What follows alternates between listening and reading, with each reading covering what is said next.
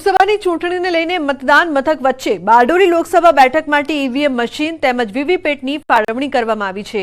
આવતીકાલે મતદાન યોજાવાનું હોય તડામાર તૈયારીઓ કરી દેવાઈ છે। લોકસભા ચૂંટણી શાંતિપૂર્ણ માહોલમાં પૂરી થાય તે માટે પોલીસનો ચુસ્ત બંદોબસ્ત ગોઠવી દેવાયો છે। બારડોલીમાં કુલ 276 મતદાન મથકો તૈયાર કરવામાં આવ્યા છે, જેમાં 7 સખી મતદાન મથક તેમજ પીડબ્લ્યુડી મતદાન મથકો સહિત યુવા સંચાલિત મતદાન મથકો તૈયાર કરાયા છે। આ સાથે તમામ જગ્યાએ પ્રિસાઇડિંગ ઓફિસરોની ફાળવણી પણ કરાઈ છે। આવતીકાલે વહેલી સવારે 7 તારીખે મતદાન શરૂ થવાનું છે। લોકશાહીનું પર્વ મતદાન કરો અવશ્ય। વહીવટીતંત્ર પણ અપીલ કર્યો છે। દ્રશ્યમ બતાવવાનો પ્રયાસ કરીશ કે 169 વિધાનસભા અંતર્ગત પલસાણા ખાતેથી વીવીપેટ સીયુ તેમજ ઈવીએમ મશીનની ફાળવણી કરવામાં આવી રહી છે અને બીએલઓ અને પ્રિસાઇડિંગ ઓફિસરો સાથે આ ચુસ્ત બંદોબસ્ત સાથે આ ઈવીએમ વીવીપેટ અને સીયુને મતદાન મથક સુધી પહોંચાડવામાં આવશે। ખાસ કરીને દ્રશ્યની અંદર જોઈ શકો છો કે તમામ ચૂંટણીના પોલિંગ સ્ટાફથી માંડીને પ્રિસાઇડિંગ ઓફિસરથી માંડીને તમામ લોકોને હાલ અત્યારે ઈવીએમ વીવીપેટ અને સીયુની ફાળવણી કરતાં પોતાના મતદાન જે મથક છે ત્યાં પહોંચશે। તો આપણી સાથે મદદનીશ ચૂંટણી અધિકારી છે તેની સાથે વાતો કરીશું। જે બેન, આ હાલ ઈવીએમની ફાળવણી થઈ રહી છે, શું કહેશો? ઈવીએમના જે આપણે ડિસ્પેચિંગના દિવસે 276 જે મારા મતદાન મથકો છે એના ઉપર ટીમનું એલોટમેન્ટ થયા બાદ, હુકમ ફાળવણી થયા બાદ આપણે ઈવીએમ અને અન્ય સ્ટેશનરીઓ પહોંચાડતા હોઈએ છીએ। સખી મંડળોના એટલે મહિલા મંડળોના જે મતદાન બૂથો છે અને પીડબ્લ્યુડી કે 7 જેટલા મતદાન મથકો છે એ સમગ્ર મહિલા સંચાલિત છે, જેમાં પ્રિસાઇડિંગ ઓફિસરથી લઈને પ્યુન સુધીના તમામ સ્ટાફ મહિલા સંચાલિત હશે। પીડબ્લ્યુડીનું એક મતદાન મથક છે। Ketan Patel, news 18 Gujarati, Bardoli. Welcome back. સમાચારમાં આગળ વાત કરીએ તો ગુજરાતમાં માત્ર એક એવો ટાપુ અમરેલી જિલ્લામાં આવેલ જાફરાબાદ તાલુકાના શિયાળ બેટ ગામ। આ શિયાળ બેટ ટાપુ સમુદ્રમાં હોવાના કારણે બોટ મારફતે નોડલ ઓફિસર સહિત 25 જેટલા કર્મચારીઓ ઈવીએમ સાધનો સાથે બોટ મારફતે શિયાળ બેટ પહોંચ્યા છે। અહીં 5000 કરતાં વધુ મતદારો છે। મતદાનથી વંચિત ન રહે તે માટે ચૂંટણી પંચ દ્વારા વિશેષ વ્યવસ્થાઓ દર વખતની ચૂંટણીની જેમ આ વખતે પણ કરવામાં આવી છે।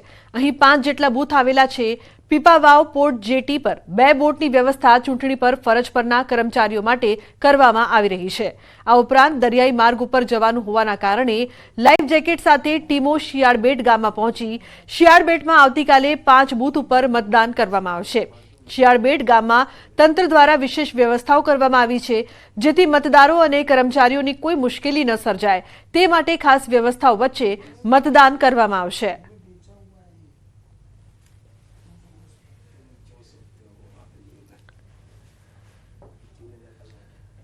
એક પોલિંગ સ્ટેશન ઉપર સામાન્યતરે 4 કર્મચારી પ્લસ એક પ્યુન હોય છે અને એમાં 5 પોલિંગ સ્ટેશન છે, એટલે આમ કરીને અંદાજે 25 જેટલા સ્ટાફ ત્યાં જવાના છે। ઉપરાંત માઇક્રો ઓબ્ઝર્વર અને ઝોનલ એ વધારાનો હોય છે।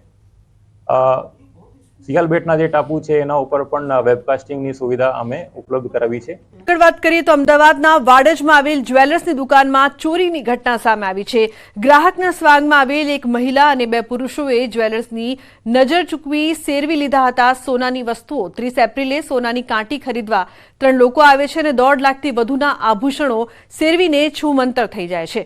જોકે બાદમાં સ્ટોક ચકાસતા વેપારીએ પોલીસ ફરિયાદ નોંધાવી હતી, તો પોલીસે પણ સીસીટીવી ફૂટેજના આધારે 3 આરોપીઓને ઝડપી પાડ્યા હતા। તો આરોપીઓનો પણ પોલીસ સમક્ષ ખુલ્યો છે ગુનાહિત ઇતિહાસ।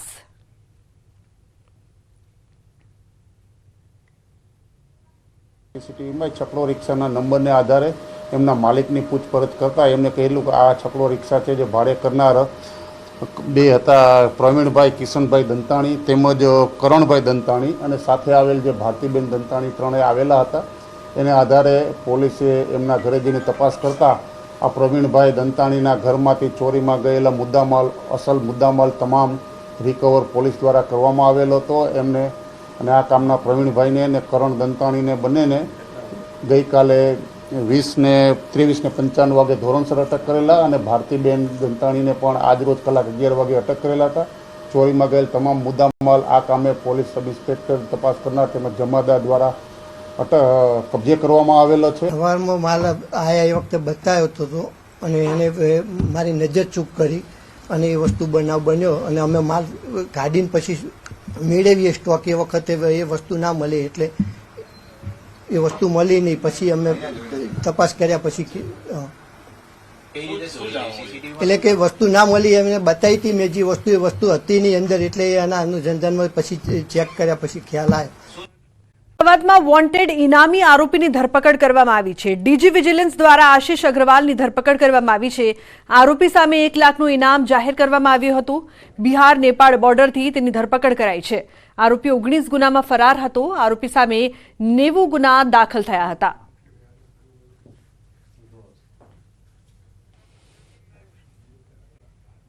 સુરત આવતીકાલે મતદાન કરશે. 29.40 લાખ મતદારો આવતીકાલે મતદાન કરશે. નવસારી બારડોલીમાં આવતા લોકો કરશે મતદાન. સુરત શહેરના લિંબાયત, ઉધના, મજુરા, 84 બેઠકના મતદારો કરશે મતદાન. 14.39 લાખ મતદારો સુરતની 4 વિધાનસભા બેઠકના, તો 14.39 લાખ લોકો નવસારી બેઠક માટે મતદાન કરશે. બારડોલીમાં આવતી વ્યારા તથા નિઝરના મતદારો પણ કરશે મતદાન. સુરત જિલ્લાની માંગરોળ, માંડવી, કામરેજ, બારડોલી અને મહુવા બેઠકના લોકો મતદાન કરી શકશે. તો આ 5 વિધાનસભા બેઠકના કુલ 15.40 લાખ મતદારો બારડોલી બેઠક માટે મતદાન કરશે.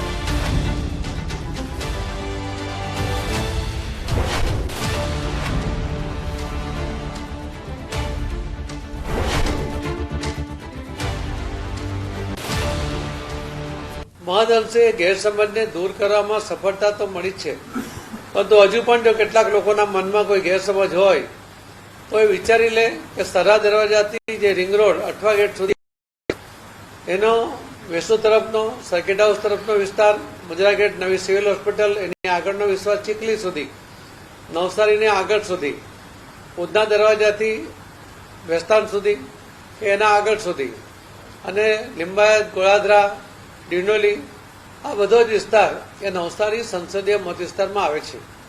માં પાલનપુર પાલ વિસ્તાર પણ એ પણ નવસારી સંસદીય મત વિસ્તારમાં આવે છે.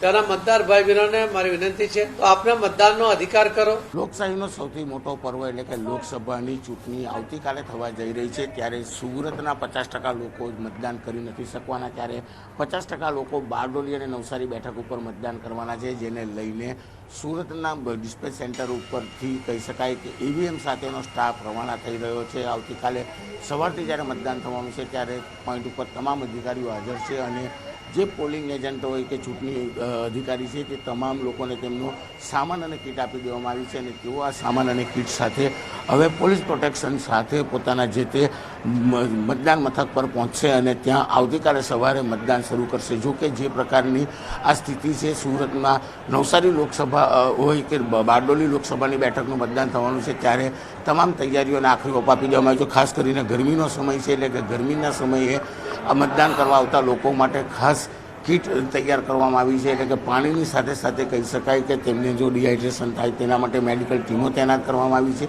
અને કહી શકાય કે પોલીસ પ્રોટેક્શનમાં હવે તમામ અલગ અલગ મતદાન મથકો ઉપર ઈવીએમ મશીનો અત્યારે સુરતથી રવાના થઈ રહ્યા છે. ત્યારે દ્રશ્ય જોઈ શકાય છે કે જે સેન્ટર છે આ સેન્ટર ડિસ્પેચ સેન્ટર છે, અહીંથી અલગ અલગ પોલીસ સાથે જે મતદાન અધિકારીઓ છે તે તેમની સાથે તેમની ટીમો સાથે બસોમાં રવાના થઈ રહ્યા છે, અને તમામ તૈયારીઓને આખરી ઓપ આપી દેવામાં આવ્યો છે. આવતીકાલે સવારે 7 વાગ્યાથી મતદાન શરૂ કરવામાં આવશે, એટલે કે લોકશાહીનો સૌથી મોટો પર્વ છે, અને આ પર્વમાં લોકો ઉત્સાહભેર જોડાય તેને લઈને તંત્ર દ્વારા જાગૃતિ અભિયાનો ચલાવવામાં આવ્યા છે, અને આ લોકશાહીના પર્વનો મતદાન આવતીકાલે છે તેની તમામ તૈયારીઓ તંત્ર દ્વારા પૂરી કરવામાં આવી છે. કેમેરામેન ભરત બ્રહ્મભટ્ટ સાથે કીર્તેશ પટેલ, ન્યૂઝ 18 ગુજરાતી, સુરત.